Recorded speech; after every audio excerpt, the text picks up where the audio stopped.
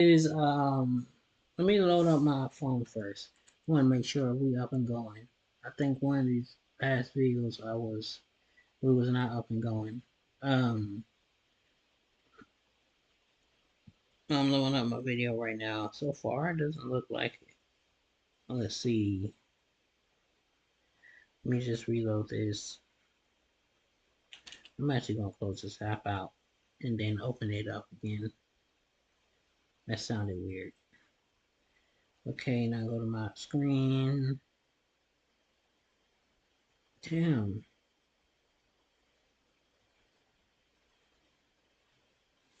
Alright, let me try it on this phone.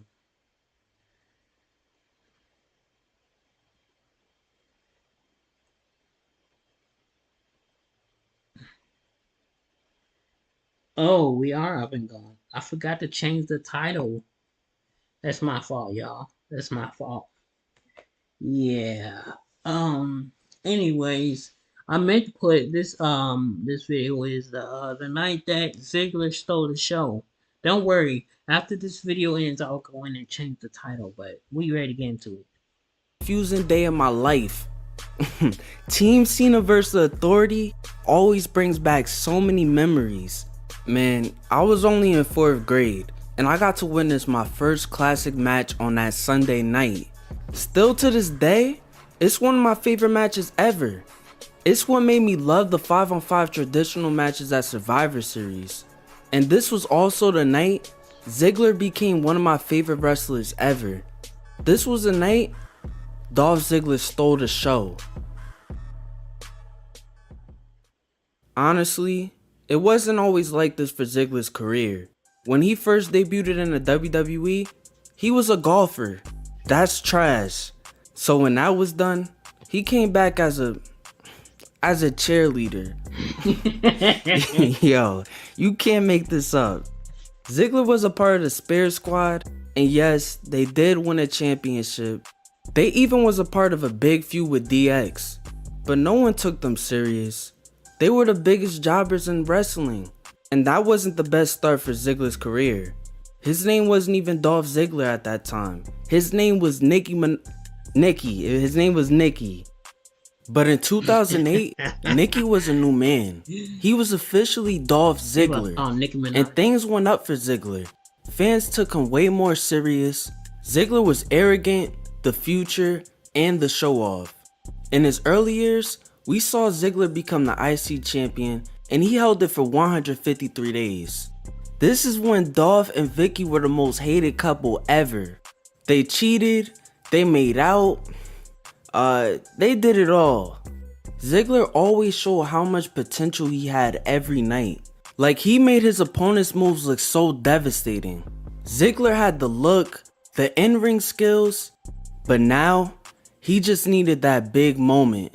And he got that. At Money in the Bank 2012, Dolph Ziggler won the Money in the Bank briefcase, and that was the biggest highlight of his career. Until the Raw after WrestleMania. This is where Ziggler finally cashed in his Money in the Bank. This cash-in was easily one of the greatest of all time. The crowd reaction was insane. Every fan was making noise for Ziggler, and he finally got his big moment he deserved. Looking back, bruh, Ziggler was a man. He was a world champion. Biggie was his bodyguard, so nobody was gonna mess with him, and his girlfriend was AJ Lee. This man had it all. But of course, somehow, WWE dropped the ball. A few weeks after Ziggler won the belt, he got injured. He had a concussion though. It was nothing too serious. But WWE lost all hope for him. They didn't even give him a real chance. They gave up on him. Ziggler dropped the belt on his first title defense, right back to Del Rio. This was Ziggler's last world title reign, and it makes zero sense. After that, WWE didn't have anything for him. He got cooked by everyone. He got pinned by everyone. He was so misused. He was so underused. He lost AJ Lee, and he lost Biggie, and things didn't look like they were gonna get any better. Fast forward to late 2014. Things started to get very interesting. Vince pulled up to a random Monday Night Raw, and he announced that at Survivor Series, it will be Team Authority versus Team Cena. But he also added something. If the Authority loses, they will lose all their power, and that made everything way more interesting. Mind you, this is when the Authority was ruining everything, so we was all tired of them. Bro, I wanted them gone. But the Authority wasn't just gonna let that happen. They tried to recruit everyone. We started seeing wrestlers choose their sides. Mark Henry sided with the Authority. Luke Harper did the same thing too. R.P. Brody. About a week later though, Luke ended up taking Ziggler's IC championship. Man, the Authority was making a lot of noise. Then on the last Raw before Survivor Series, we finally saw both teams in the ring together, and they brawled with the quickness. Everyone wanted smoke, and this is what Survivor Series was all about. And then on the last SmackDown before Survivor Series, Triple H told Team Cena they will all be fired if they lose. Now it was on. Loser loses everything. And I'm not gonna lie, Lil Me was scared as hell. John Cena was my GOAT. Bro, I was a part of C Nation. I didn't want him to get fired. Now we're at the night of Survivor Series 2014. It's weird because I don't remember watching any other match except this one. I remember I watched it on the Xbox 360 with the WWE Network, and it was cinema. Watching this now just brought so much nostalgia. Seeing Ryback in his prime, Lana and Rusev, Eric and Brody, even John Cena's entrance, it was just all amazing. Once the match started, we got the Authority hyping up Mark Henry, and he was ready to get knocked out in seconds. Everybody was shocked. Henry got eliminated. That was a great way to start the match because it started off hot. Big Show was chopping everyone. We got Eric and Luke face off. Ryback took over the match, and then everyone just started brawling. Bruh, this was lit.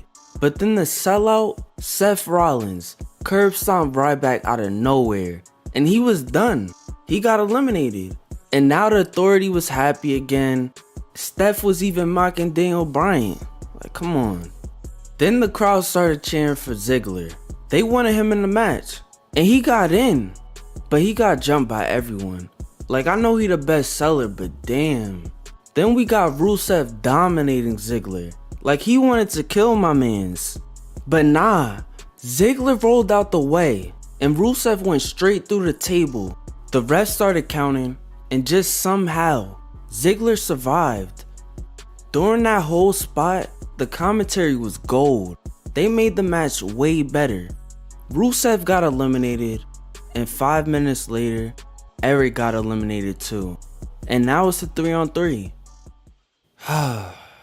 But not for long, cause Big Show turned for the 54th time this year, and Lil Me was damn near crying. My man Cena got eliminated, and Big Show out here shaking hands with the ops. This gave me so much trauma. Big Show just took a count out and dipped. I was sitting there just scared for my life. Michael Cole was out here on commentary just saying everyone that's gonna get fired, and I was shook. It was a 3-on-1, and we got Dolph Ziggler versus the Authority. Ziggler got jumped, humiliated, and beaten. But Ziggler didn't quit. He showed some life. He hit Kane with a zigzag and eliminated him. Everyone was hyped. Just maybe there was a chance again. But nah, reality kicked in. Harper started whooping him, and it was bad. It was just a matter of time. It was gonna be over. But Ziggler kept kicking out, and the crowd started getting behind him. And out of nowhere, Ziggler got a roll-up pin and eliminated Harper. Now it was a 1-on-1. I couldn't believe it. I wasn't even supposed to be up, and I'm losing it. Ziggler was giving us the performance of a lifetime. He was like Super Cena. Nah. He was like Taker at WrestleMania. Nah. He was a tribal chief this night. Ziggler and Rollins was cooking. Two of the best performers in their prime, going back and forth. But of course, Rain. J&J security got involved, but Ziggler took them out. Then he hit Rollins with a zigzag, and it was definitely over. But nah, Triple H took out the ref, and he beat him up for no reason. Then somehow, J&J got involved again, and Ziggler took care of them again. And he hit Rollins with the zigzag one more time, but there wasn't a referee. Then a new one pulled up. 1, 2, Triple H. He started beating on another referee, and now he started beating on Ziggler. He hit him with a pedigree, and then he got a new ref. I was hurt. The Authority was gonna steal another moment. But Sting pulled up, and the crowd went crazy. I'm not gonna lie, I didn't even know who he was at this time, but hey, he started beating up Triple H, and then he helped Ziggler get the pin. The ref came back to life, and Ziggler won the match. Man, I was the happiest kid in the world. Ziggler came back 3-1. This was before LeBron did it. This was the night Ziggler became one of my favorites forever. This was the night Ziggler stole the show. After that legendary performance, you would think Ziggler would get a big push. The fans were behind him, and he had a performance of a lifetime. They was talking about it, but nah, that didn't matter. He was still misused and super underrated. 2 years later, he would have a great rivalry with The Miz in 2016. That was one of the best rivalries that year. Easily one of my favorites of all time. They made the IC title feel prestigious at that time. But anyways, shout out to Ziggler. I wish him the best in TNA. It's sad how WWE fumbled Dolph Ziggler all of those years. Alright, thank y'all for watching. I'm gonna see y'all in the next one.